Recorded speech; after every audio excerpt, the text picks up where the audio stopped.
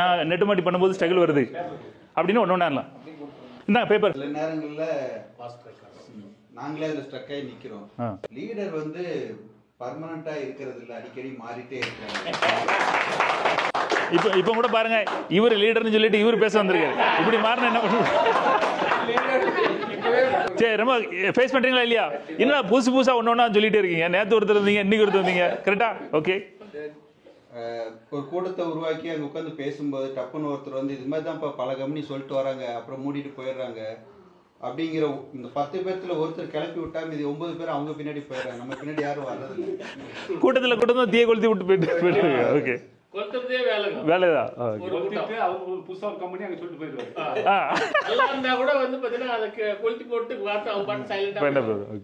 கடைசியா இதெல்லாம் முடிச்சுட்டு அவர் போடும்போது உங்க மூஞ்சுக்காக நான் போடுறேன், அவ்வளவுதான். அதுக்கப்புறம் அவரும் நம்மளை கூப்பிடுறது இல்லை, நம்மளும் அவங்கள கூப்பிட்டாலும் எடுக்கிறதும் இல்லை.